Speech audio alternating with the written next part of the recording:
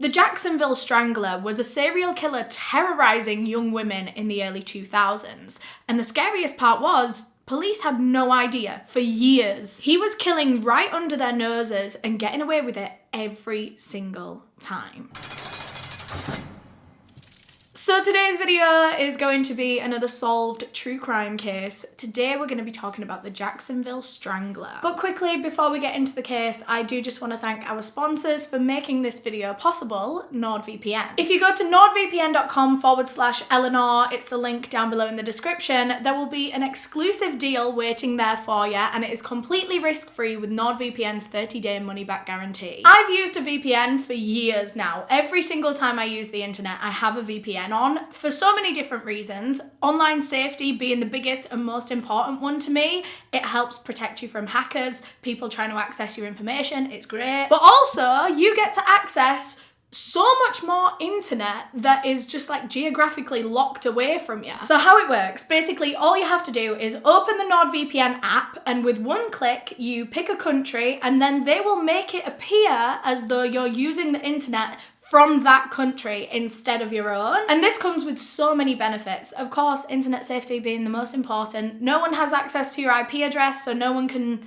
do anything with it. But the most exciting part of getting a VPN for me was being able to access different countries' streaming service selections, because every country has a completely different Netflix catalog. Did you know that? Did you know that? You can just Google what different countries have on Netflix, and then you'll be able to change your VPN to go to that country, and there'll be so many movies, so many shows that you didn't think you'd be able to watch. If you're into anime as well, Thailand and Singapore have the best anime selections on Netflix. And NordVPN actually have a new threat protection feature, which makes it more than just a VPN. It's now a cybersecurity tool. It checks the things that you download for potential malware, it blocks intrusive ads, it does so much. It does so much. It's so worth getting a VPN for more than just the safety aspect, but for fun as well. Because I've watched so much stuff on Netflix that I wouldn't have been able to get hold of otherwise. So I really do recommend getting a VPN for so many different reasons. So like I said, if you want to go to nordvpn.com/Eleanor, the link is also down below in the description. There'll be an exclusive deal waiting there for you, and it's completely risk-free with NordVPN's 30-day money-back guarantee. Thanks again to NordVPN for sponsoring this video. Now, before we get into it, I do just want to give my usual disclaimer that I mean absolutely no disrespect to anyone that I talk about in this video. This video is for educational purposes, and everything that I'm about to say is just information that I have found on the internet and I'm compiling into one video. Today's case takes place in Jacksonville, Florida, of course, and that is where 19-year-old Nakia Kilpatrick lived. Nakia was a single mother to 2 children, and like I said, she was really, really young. She was 19, but she had her life together. Like, she was like super mum. She had her own place, like she lived with her 2 kids, she did everything for them. She was an amazing mother. But on January 1st, New Year's Day of 2003, Nakia's family realized that they hadn't heard from her in a while, which was really unlike her. She was the kind to stay in touch with her family, even if it was just like a call or a text every day. She was usually in contact. And it was even weirder as soon as it hit New Year's Day and none of her family got like a Happy New Year text from her. This just wasn't like her at all, so now they were worried. This told them that something wasn't right with Nakia, and so that night at 10 p.m. they drove to her house to go and check on her. Her house from the outside seemed eerily quiet. There were no lights on, didn't seem to be any movement or anything. It was just lifeless. Her parents went over to the front door, they knocked, waited, and no one came. And they couldn't hear any noise inside either. So they're knocking again, they're waiting, still nothing. They knock on the windows, they're knocking on the door, they're making a bit of racket outside, and it alerts Nakia's neighbour, who comes out to go and speak to the parents. This neighbour was more like a best friend to Nakia. She was a young woman around her age, they got on really well, saw each other most days, and so when she heard her parents making this commotion outside, this neighbour runs out and goes, "I haven't heard from her in days either, I'm worried too." So they're all stood talking outside, kind of like discussing when they last saw her, when they last heard from her, and all of a sudden they hear a noise coming from the living room. So they walk round to where the living room window is, and they see Nakia's oldest child, who is still a toddler, banging on the window, and he seems distressed. So they ran over to this window, and the blinds were actually pulled down, but there were a few gaps between a couple of the blinds. So this neighbour tries to like peer through the gaps, and she sees that the apartment is a total mess inside. And this just confirmed their suspicions that something was amiss here. Something wasn't right, that Nakia wasn't answering the door, the child was in there, and the whole place was a mess. They knew that they needed to get inside that apartment now. So they did the only thing that they could think to do and just kick the door in. They just booted the door in, and as soon as they did, this foul smell came out of the house. The older of the two kids came running over to his grandparents as soon as they kicked in the door, and shortly after, the 11-month-old baby, the other kid, comes crawling out of a room. Like, on its own. It's just crawling around the house on its own, and they're shouting for Nakia, but she's nowhere. She's not responding to them. These two kids are just running around the house alone. So her parents are running around the apartment, screaming her name, getting no response, and then they get to the hallway, and there they found exactly what they were fearing. That putrid smell in the apartment was their daughter. Their daughter's dead, decomposing body laying in the hallway. And what was even worse was that Nakia had been clearly violently murdered. She still had a telephone cord wrapped around her neck in a slip knot. Her ankles were bound, her wrists were bound, she had like cuts and scrapes all over her. It seemed she'd been involved in a struggle, and she was 6 months pregnant at the time of her murder, and sadly the baby died along with her. With the smell, it seemed that Nakia had been dead for some time, at least a few days, and her two children had been left locked in that house with their mother's dead body. Nakia's parents just grabbed the two kids, ran outside with them, and called the police. And so a murder investigation began. When police arrived at the crime scene, one of the things that they noticed in their initial searches was that the kitchen was an absolute mess. And the whole apartment was, like I said, but especially the kitchen. Like, the kitchen was next level. But it wasn't a mess in the way that it had been like ransacked or anything like that. It was literally just like food on the floor, cereal boxes knocked over, wrappers everywhere. And it turns out that this was Nakia's children trying to feed themselves, like scavenging for food in the kitchen, because they had been locked in that house alone with their mother's dead body for a few days. They had been trying to feed themselves. They'd been trying to survive. It absolutely breaks my heart to think how scared and confused those two children will have been, especially the older one, who kind of more so understood what was going on. I don't know exactly how old he was, but he was a toddler. He will have understood that his mother was laying lifeless on the floor. It breaks my heart. Police genuinely believe that had they not got to this house when they did, had they not found those kids when they did, there was a good chance that those kids could have starved to death in the house, especially the baby. Luckily, they were found before it got to that stage, and they're both alive and well now. But back to the search of the crime scene. So police found it quite odd because they couldn't find any signs of forced entry on the house. And also, remember, the door was locked. Her family had to literally boot it in to be able to get in there. So did this mean that Nakia knew her attacker and had let them in voluntarily? Had they stolen her house key and locked the door on the way out? Like, this whole situation wasn't making much sense. But other than that, there was like no other evidence at the crime scene at all. The killer hadn't left anything behind, hadn't dropped anything. So Nakia Kilpatrick's body was sent for an autopsy, where it was found that she'd actually been raped as part of her murder. Because of this, they were able to collect a DNA sample, a semen sample from her attacker, which of course is great news, because now if they have suspects, they can test this DNA against the suspect to be able to find a match. But what would be even better news would be if they could run this sample on the system and immediately find a match. So they tried to do that, but there was no match on the system. It seemed that this was a first-time offender, or at least they hadn't been caught for any other crimes in the past, otherwise they would have had their DNA taken. So this was quite frustrating, because had the killer committed a crime before in the past, they would have come straight up and they would have had their suspect and been able to arrest and charge them the same day. but they can't do that. That being said, this DNA sample was going to prove useful, hopefully, at some point in the investigation, because when they have suspects, they can test it. But since they can't go that route just yet, police decided to start interviewing anyone and everyone that they could. Nakia's friends, family, neighbours, to see if anyone had seen or heard or knew anything about this, but like no one did. Absolutely no one. No one could give police any information. It felt like within the first day of this investigation, police had already reached a standstill. They had no leads. And they had no way of getting any leads either. They just didn't know what to do. But then, about a week into the investigation, police were shocked to be presented with another murder case. Almost identical to Nakia's. Another young woman had been found strangled to death in her own apartment, the cord still tied around her neck when her body was found. The way that this second victim was found, she was actually found by her own boyfriend. His name was Rashid.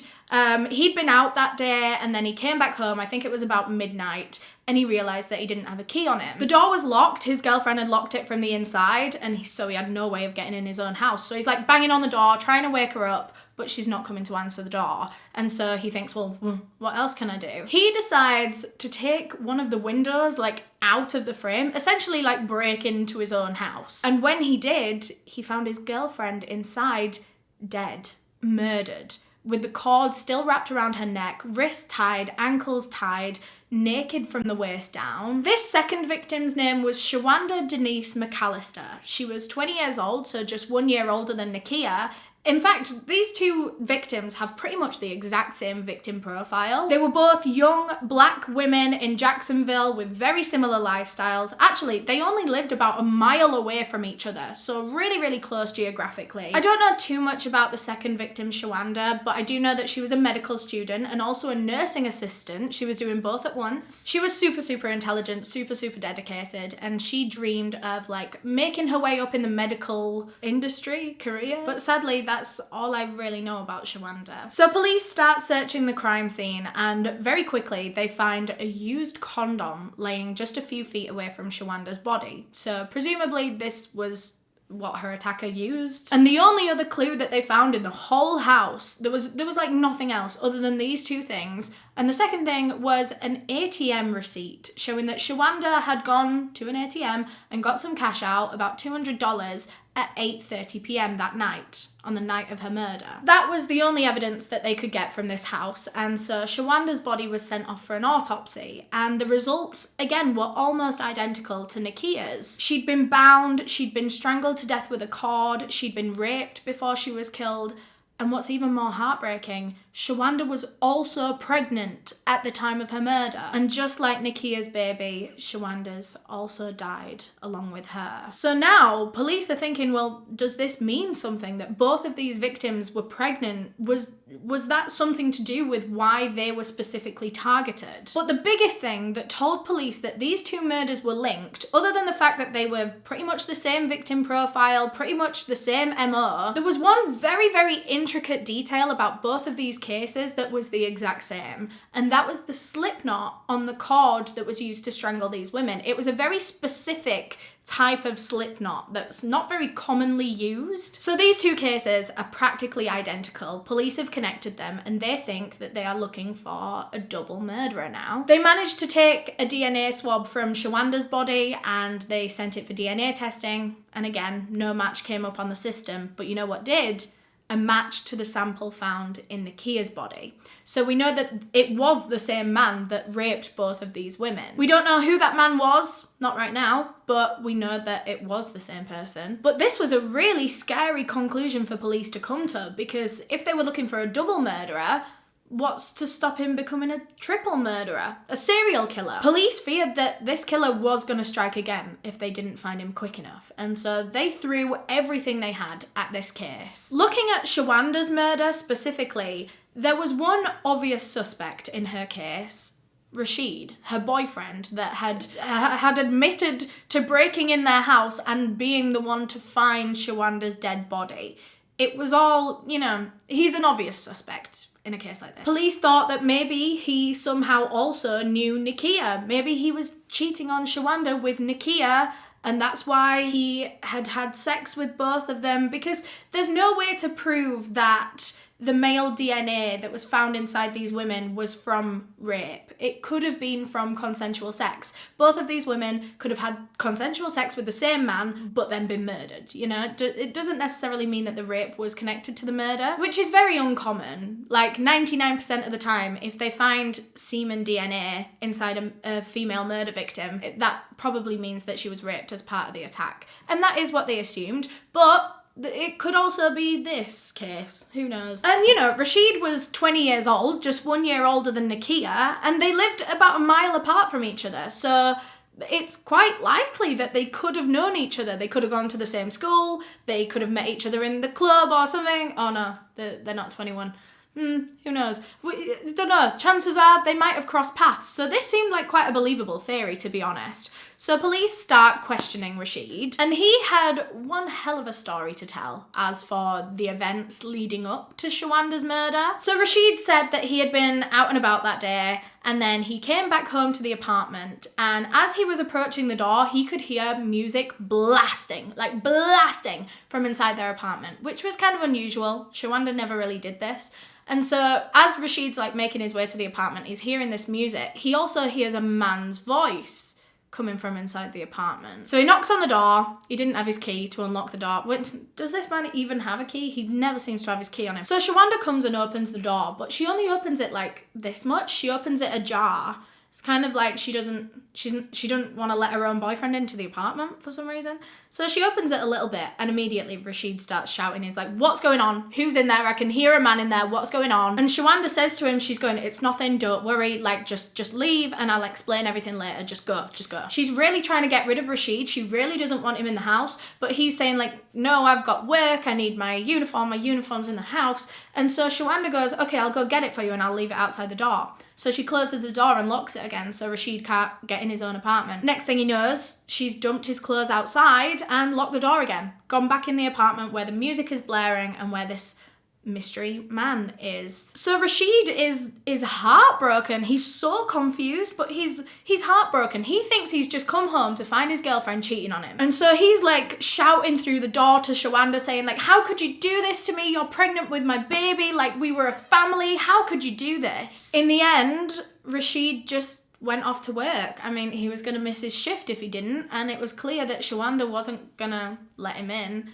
And so he just had to go to work with the knowledge that his girlfriend is cheating on him. And he had no idea who with either. He had no idea who this guy was because he never saw him because Shawanda didn't really open the door. All he heard was his voice. And Rashid told police it sounded like an older black man, but that's all he could give. Obviously, that's all he could get from a voice. So police are listening to Rashid's story, thinking, oh, how convenient. The day that Shawanda is found murdered, she is in the company of another man. I don't know, Rashid has just found his girlfriend cheating and she's found murdered the same day, and somehow it's another man's fault, you know? It just seemed all too convenient. It seemed like a potential cover-up, and so police asked Rashid if he would take a polygraph test. He agreed, and he passed. It seemed that he was telling the truth, if you believe polygraph tests, which, I mean, we don't often, but he passed. And obviously, because polygraph tests are polygraph tests and they're not always correct, police decided to test Rashid's DNA against the DNA found at both crime scenes. They were sent off for testing and the results came back and it wasn't a match. Rashid wasn't the killer. So now police are back to square one with no suspects. They need to try and find a suspect, or at least a lead or something, and so they decide to go and question the whole neighbourhood where Shawanda lived. A few neighbours told police that they'd spotted Shawanda getting in and out of taxis that day. Shawanda didn't drive, so this was like her main mode of transport. Every time she left the house, she'd just like call a taxi to take her wherever she needed to go. So this was quite a common occurrence. Neighbours would see her doing this quite often. But then one of the neighbours told police that they'd seen a man coming out of Shawanda's apartment and getting into a taxi. And this was at about 11 p.m. And the neighbour said that at the time they just assumed it was Rashid, her boyfriend, because, well, obviously. But now that we know Rashid wasn't there, and 11 p.m. would have been around the time that Shawanda was killed, it seemed that this witness had seen her killer leaving the crime scene. So if it wasn't Rashid, then who was it? Right now, police had a double murderer on the loose. Well, actually, what if it was more than just a double murderer? What if Nakia and Shawanda weren't this killer's only 2 victims? What if there were other victims out there, other bodies yet to be discovered? What if this was already a serial killer that they had on their hands? They didn't know right now. So this led police to pull up a bunch of old unsolved disappearances, unsolved murders of young women kind of around the same age and description of these 2 girls to see if any of them had any similarities to Nakia and Shawanda's murders. Police very quickly came across an unsolved murder case of an 18-year-old girl named Nicole Williams, and this immediately piqued their interest. She'd only been found dead less than 2 weeks before Nakia had, so the timeline is making sense. The way that Nicole was found, her body was wrapped up in a blue blanket and just ditched on the side of the road somewhere. And this blue blanket that was wrapped around her, it seemed to be, well, you know those blankets that like hotels put on the bottom of the bed? They're not really supposed to be like comfy blankets that you use. It's just kind of like a aesthetic blanket. It was one of those. So this led to police theorizing that maybe Nicole Williams had been murdered inside of a hotel or a motel, and then her body wrapped up in this blanket and disposed of. But there was one thing that helped police link Nicole's murder to the other 2. DNA. Nicole had also been raped by her attacker, and when they tested the sample on the system, there was no match. When they tested it against the crime scene samples, it was a match. So this confirmed to police that they were looking for a serial killer. Nicole Williams was one of his victims. They had at least 3 victims. God knows how many more there were going to be. Well, actually, if we count Nakia's and Shawanda's unborn children in the death toll, because both women were planning on having these children, they were going to have them full term, give birth to these babies.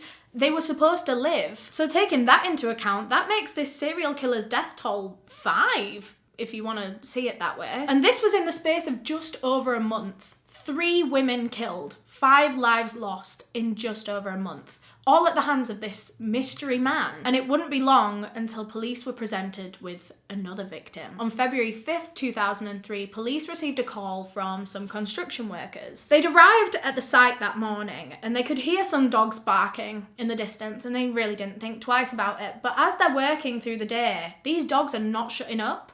And they're starting to think, well, what are they barking at? What's going on? And so one of the workers decides to go and investigate. He follows the barking until he finds the dogs. They were all crowded round something on the floor, just barking at it. And when this construction worker arrived, it kind of disturbed the dogs. They ran away. And he saw that they'd been crowded round a dead body. So he called the police. They arrive as quickly as they can and they start searching the area for clues. But what they didn't expect to find was a second body. The second victim was found literally within a few feet of the first, and it was a very similar victim profile. Both of these victims were young black women. And both of them were found in very similar circumstances. They'd both been strangled to death. They'd both been raped. It seemed that both of their hands and feet had been tied at points. And immediately, just looking at these 2 girls on the ground, police knew that their serial killer had struck again. These 2 victims were 17-year-old Giovanna Tyrese Jefferson and 18-year-old Sarita Ann Cohen, taking the death toll now from 3 to 5, or from 5 to 7, if you're including the unborn children. Following the discovery of these latest 2 victims, police decided to issue a warning to everyone, to young women, but most specifically to young black women, basically telling them, look, we've got a serial killer and you are the exact victim type. So please don't go anywhere alone. Don't go out at night until we have caught who is doing this. As police started digging into these 2 cases, they found that the younger of the 2, Giovanna, had actually been missing for quite some time, like over 2 weeks. And they think chances are she had been dead the whole time. They think that she was murdered the night that she went missing on January 20th. And then she was eventually found early February 5th. The last time that Giovanna was seen alive was on January 20th. She went to a party, she had a great time, all her friends were there, and then she called a taxi to go home, and the last time she was seen was getting in that taxi. she never arrived home that night, so something happened to her on the way home. Of course, her family were at home waiting for her to come back that night, and when she wasn't coming home, her aunt got really worried and she called her phone. But when it picked up, it wasn't Giovanna on the other end. It was an older man. This older man just said that Giovanna would be home soon, and so her aunt was saying, well, who are you? And the only name that this man gave was D. And then he put the phone down. Her family then didn't hear anything else until February 5th, when Giovanna's body was found. And like I said, police believe that she was killed on the night of the party and that her body had just laid decomposing in this construction site for weeks. It's believed that the second victim, Sarita, was killed about 10 days after Giovanna. The two actual attacks were separate, but they think that the killer decided to dispose of their bodies in the same place because, well, Giovanna's hadn't been found yet. It seemed like this was quite a good place to dispose of a body where no one's going to find it. So now police are looking at all these different cases and they're looking for different similarities. And they notice one common theme. There's more often than not a taxi involved somehow in these stories. So they went to a few of the witnesses that saw these girls either like getting in and out of taxis, and they asked if they knew what taxi company it was. And every single witness gave the same taxi company, Gator City Taxis. So police went down to the taxi rank to try and gather some information about it. They get talking to the staff and they realise that it's quite a small taxi company. There's the same few guys working pretty much every night. But they did discover that one of the drivers was very new to the job. In fact, his first day working was actually the same day that Shawanda was murdered.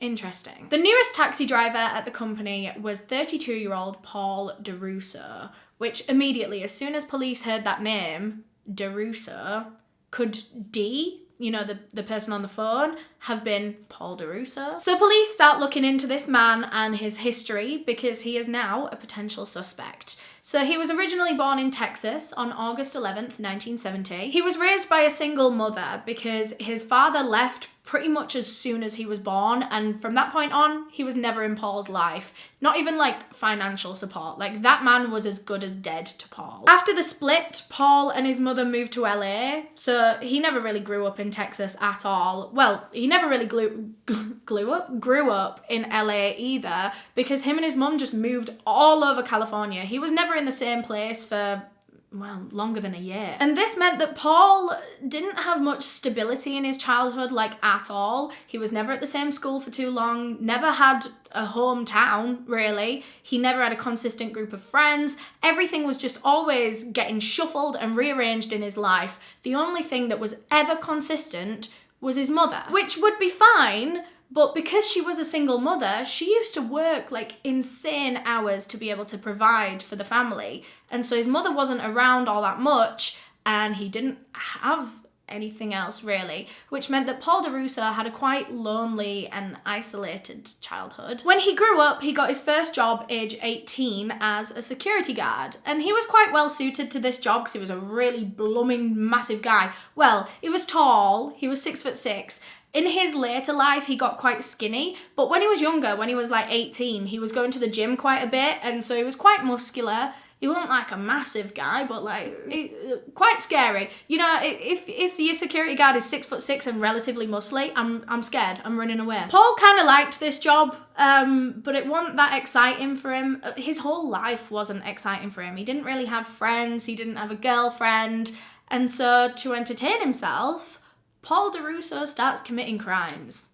Because that's a great idea when you're bored, isn't it? It's not, let me just clarify, that's a really bad idea. Don't do that if you're bored. Play a game or something. He starts carrying around guns everywhere he goes, and he got caught for this because he wasn't very discreet about it. Not that I think you should carry guns anywhere, but he would carry it in his hand. Police actually let him off with a warning for this. I think they could have confiscated the gun as well, but he didn't get any time or anything, or even any charges, I don't think.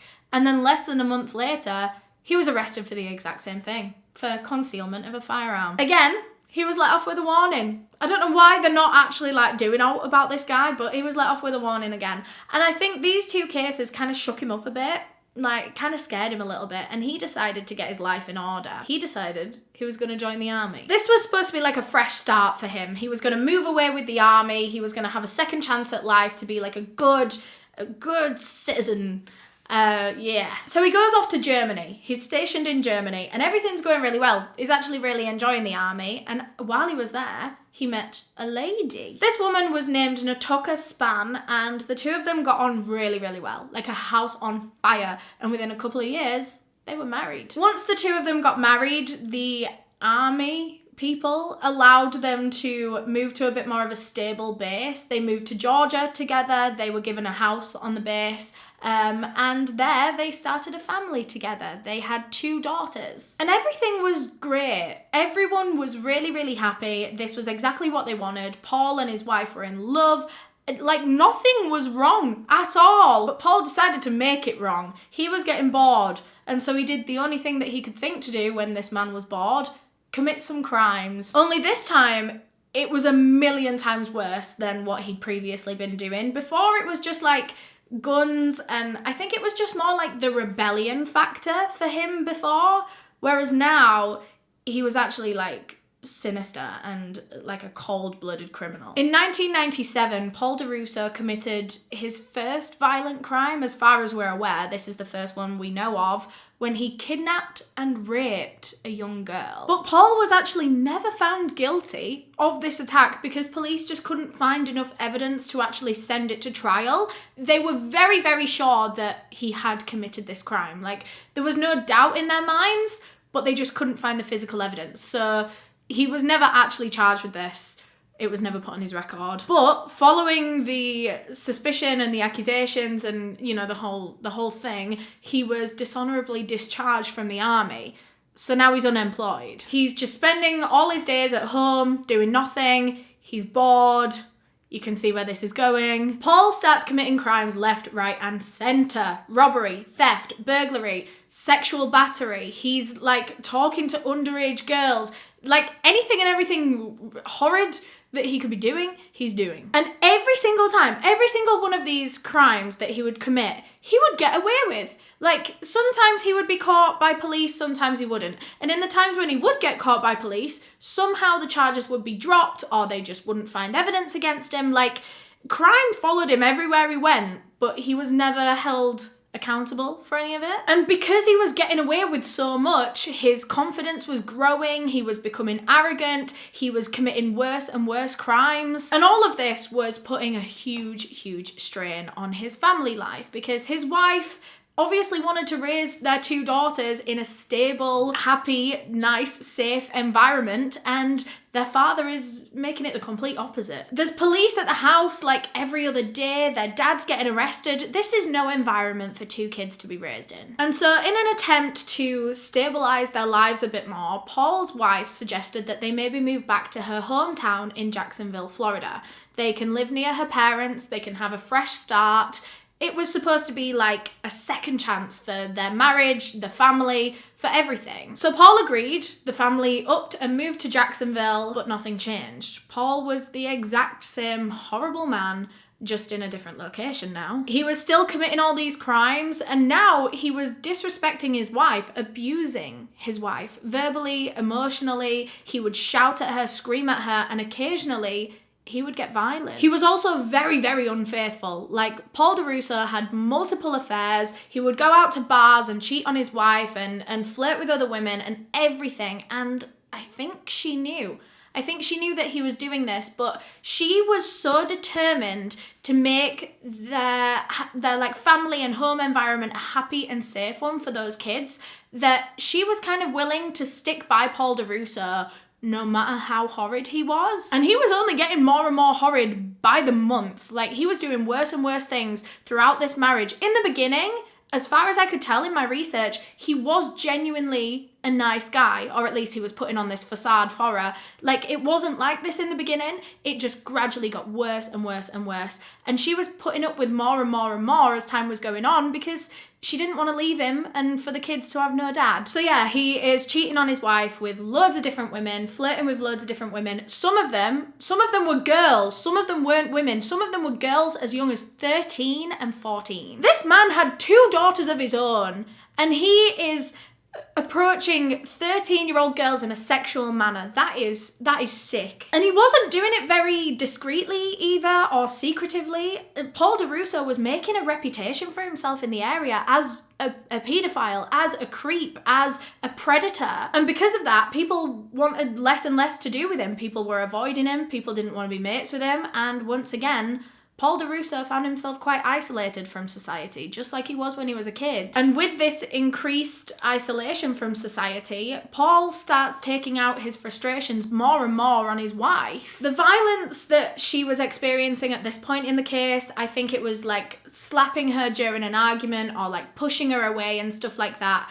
And over time, it was getting worse and worse until one day he grabbed her by the throat and choked her against a wall. This was the worst it had gotten so far, and she feared that it would only get worse from this point if she didn't report this. And so in 2000, his wife she filed a court order against him. And I think the involvement of the court and the legal system really scared Paul. Like, up until now, he'd gotten away with everything. He'd been able to abuse his wife however much he wanted, but now she was actually like fighting back, kind of. So it scared him into behaving better and treating her better for a short while, but over time this started to drop and he became abusive again. Not even a full year after the court order was filed, Paul once again choked his wife, this time with both hands up against the wall until she almost passed out. And this was in front of their 2 kids. The whole time that he had her up against the wall, he was telling her he was going to kill her. He was screaming at her. The kids were hearing all of this. They were screaming. They were crying. And so again, following this incident, she files another court order against him. I don't know why it wasn't more than just a court order against this man that literally just threatened to kill her. But she goes to file another court order against him. But it turns out she wouldn't actually need one, because Paul Deruser was about to get locked up for the first time in his life. About a month or 2 after he assaulted his wife again, Paul Deruser was charged with raping a young woman. And for this, he was sentenced to 1 month in prison. 1 month. 1 month for rape. This man is a seasoned criminal that is committing crimes every month. Yet he is given 1 month in prison for raping a woman. So yeah, he's gone for 30 days. And then when he returns, he moves back into the home with his wife and 2 children, and they decide that they're gonna give it a fresh start. For what, the 100th time? This just keeps happening and this man never changes. But again, they give it a fresh start. Please, by the way, never give anyone this many chances. It's extremely unlikely that someone at this level of abuse will ever change. Just get out as soon as you can. You can't change anyone like this. But anyway, he is back and it didn't take long for him to get abusive again. This time, his wife decided to go just straight to the police. Skip the court order, straight to the police, and she told them everything this man had ever done to her, all the times he'd abused her. And he was charged with domestic violence. He was sent back to prison for a whopping 48 days. 48 days for abusing his wife like this, for choking her until she nearly passed out, for threatening to kill her, for doing it all in front of the kids. 48 days in prison. And again, when he came out of prison, he moved right back in with his wife and kids. And this actually brings us up to date in the timeline of the case, because now it is January of 2003. Paul Deruser has just got a job at Gator City Taxi Company. And this job really enabled his infidelity against his wife, because he was picking up new women every single day. Every single time they would get in his car, he would try and flirt with them. Sometimes it'd work, because these women said that Paul Deruser was really quite charming. He knew how to... he just knew all the right things to say. And so it would work. He started affairs and relationships and went on dates with so many other women. And eventually his wife found out.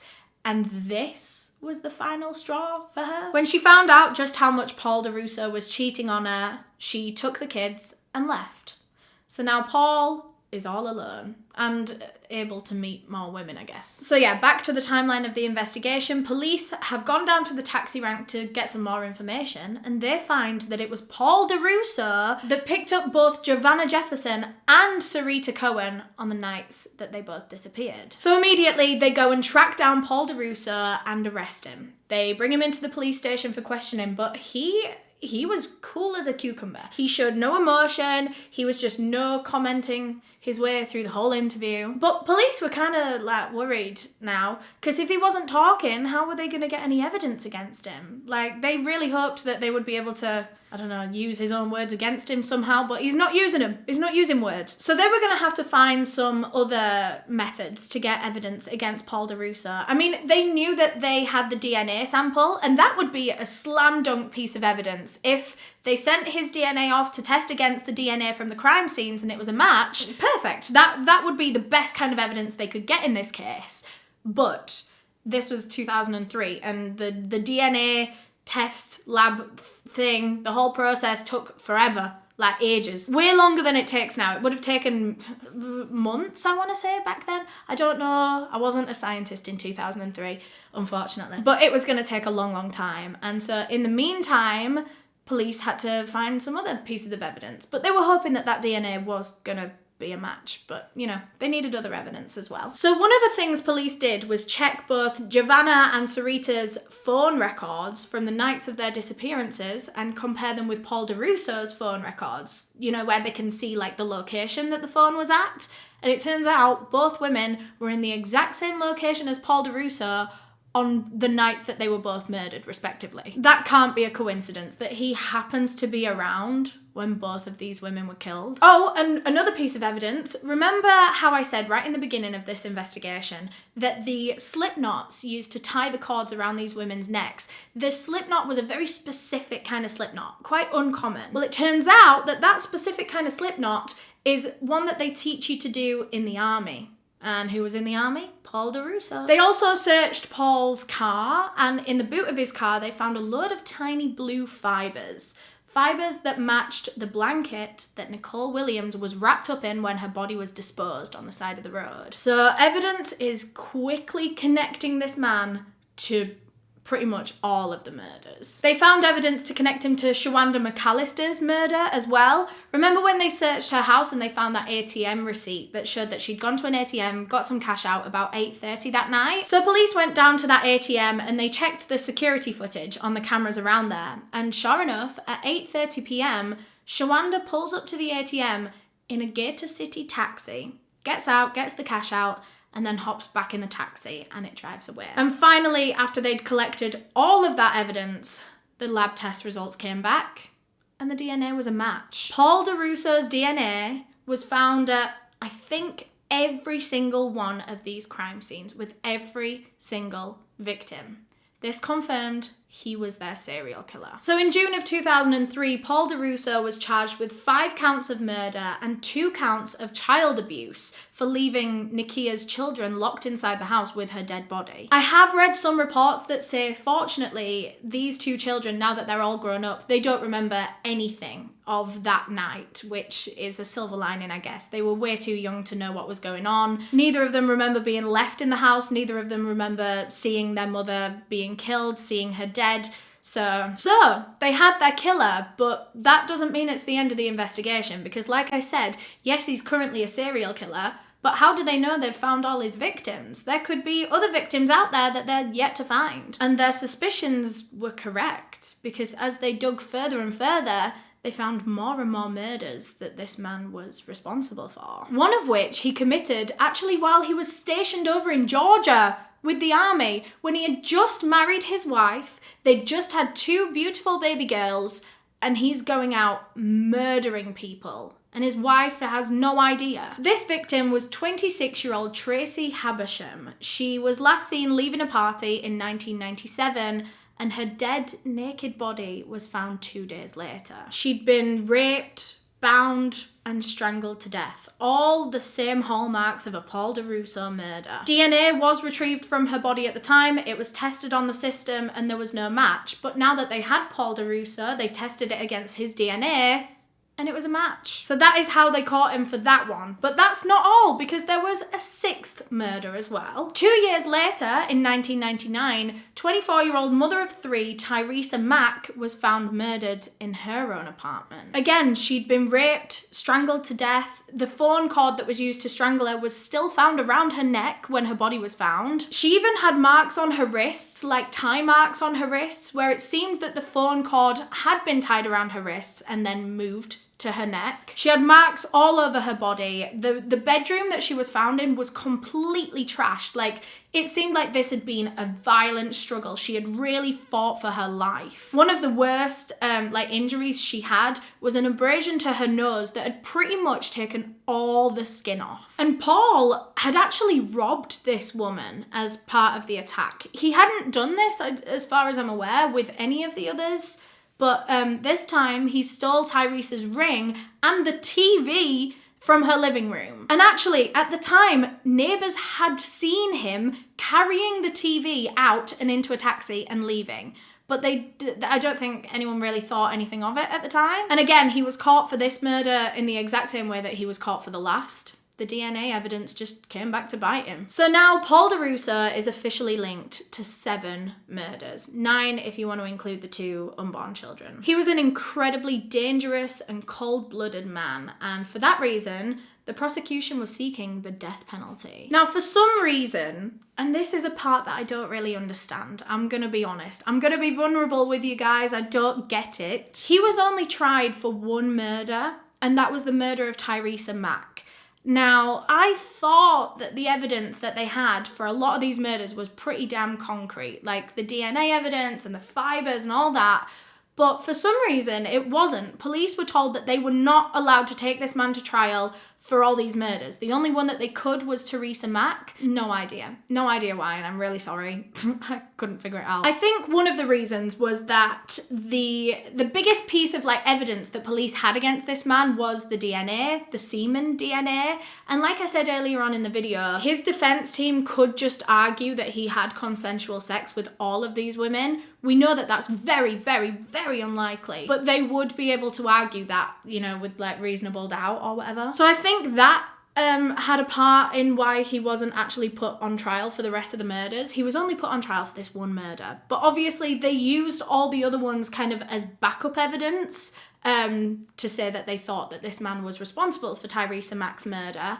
So the jury and the whole court did still hear about all these other murders, don't worry. But by the end of the trial, Paul Deruser was found guilty for that 1 murder. He was found guilty, and he was to be sentenced to death by lethal injection, something that never actually ended up happening. In 2007, his death sentence was actually overturned, and I don't know why, couldn't find why. His sentence was changed to just life in prison, and that's where he is right now. He is age 52, and he's gonna be there for the rest of his life. In the aftermath of this case, a few of the victims' families actually filed lawsuits against Gator City Taxis for not carrying out a good enough background check on Paul Deruser. I don't know how that lawsuit went, but I do know that Gator City Taxi Company shut down immediately after this case. It doesn't exist anymore and hasn't for a long, long time. And something I wanted to mention at the very end of this case, it's kind of like a conspiracy theory, which is why I just wanted to shove it in at the end. But that's that Paul Deruser is actually suspected of a bunch of other murders over in Germany. Remember, he was stationed over in Germany right when he first joined the army. Well, around that same time, there was a string of unsolved murders of young women being strangled and raped. Same victim profile, same method of killing. It was the exact time that he was in Germany, and when he left Germany, guess what? The murders stopped. No evidence has ever been found to tie Paul Deruser to these murders, which is why I say it's like a conspiracy theory, but it is something that people mention quite a bit because it hasn't really properly been looked into by police, and a lot of people think that if it was, they would find evidence, but as for right now, there's no evidence. That is just a theory. And that is all I have on this case. Thank you so much for watching. I really appreciate you coming along. Thanks again to NordVPN for sponsoring this video. Remember, if you go to nordvpn.com/Eleanor, there'll be an exclusive deal waiting for you there, and it's completely risk-free with NordVPN's 30-day money-back guarantee. A huge thank you to all of my channel members for supporting the channel and helping me decide the cases that I cover. All of my tier 2 members are on screen right now, so thank you so much. If you want to become a channel member, you can click the join button down below. But yeah, thank you so much for watching this video. If you enjoyed it, please leave a thumbs up down below. If you want to watch another one, I'll leave you one right there. Or if you want to subscribe to me so you can see some more of these videos, click the circle. Click the circle. Okay, bye. I'll see you in the next one. Bye.